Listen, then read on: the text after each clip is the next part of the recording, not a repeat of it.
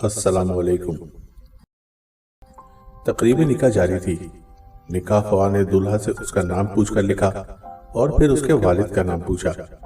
दूल्हा इस सवाल से घबरा गया और निकाह ख्वाह से कहा, हम दो माँ बेटा हैं, मैंने कभी अपनी वालिदा से वालिद का नाम पूछा ही नहीं, अपनी वालिदा से पूछकर आता हूँ।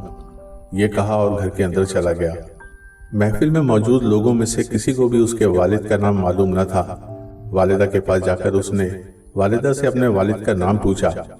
वालिदा भी घबरा गई और गुमसुम खामोश।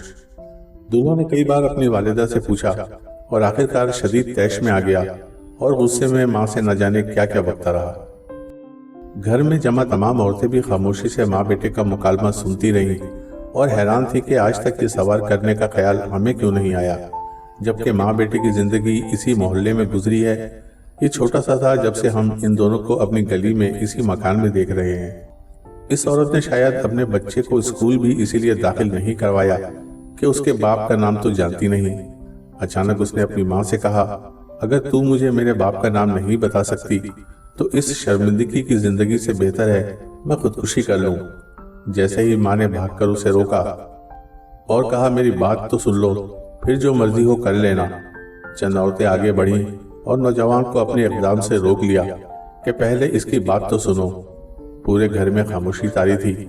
सभी उस औरत के लब हिलने के मुंतजिर थे कि वो बोली, पाकिस्तान बनने के बाद हमारे वालिद, चाचा, भाइयों और खानदान के तमाम मर्द और औरत हिजरत करके पाकिस्तान की तरफ रवाना हुए। रास्ते में किसी जगह हमारे काफिले पर बलवाइयों ने हमला कर दिया। हमारे मर्द हजरात टूट कर लड़े, लेकिन उनकी तादाद और असलहा की वजह से हमारी हिफाजत ना कर सके और सब शहीद हो गए। लड़ाई के दौरान मेरे वालिद ने रात के अंधेरे का फायदा उठाकर हम औरतों को निकालना चाहा, लेकिन मेरे अलावा किसी को भी बचाने में कामयाब ना हो सके। मेरे खानदान की बाकी औरतों का क्या हाल हुआ मैं नहीं जानती। मर्दों और औरतों में से कोई जिंदा बचा भी या नहीं मुझे कुछ पता नहीं। वहां से भागने के बाद मैं इंतहाई खौफ की हालत में दिन तो छुपकर गुजार देती और रात को अल्लाह का नाम लेकर रास्ते पर चल पड़ती। एक रात दौरान सफर मैंने किसी जगह पे एक बच्चे की रोने की आवाजें सुनी। आगे जाकर देखा तो कई लाशों के दरमियान एक शेरख्वार बच्चा पड़ा हुआ था। मैंने उसे उठा लिया, सीने से लगाए। सफर करती आखिरकार तो पाकिस्तान पहुंच गई। महाजिर कैंपों में किसी जगह भी मुझे अपने खानदान का कोई फर्द नजर ना आया और यूं मेरी दुनिया सिर्फ मेरे और इस बच्चे तक महदूद रह गई। मेरी उम्र कम थी और अभी मेरी शादी भी ना हुई थी। अपनी बाकी जिंदगी मैंने इस बच्चे की खातिर तन्हा ही गुजार दी और आज वो बच्चा मेरे सामने खड़ा है। अब बताओ, रात के अंधेरे में लाशों के दरमियान उठाए गए बच्चे के वालिद का नाम मुझे कौन बताता?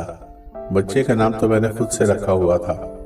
माँ की बात मुकम्मल होने तक हर आंख अश्कबार थी और वो बेटा जो कुछ देर पहले माँ को उल्टी सीधी सुना रहा था, हैरत और ममनूनियत का पहाड़ बना खड़ा था।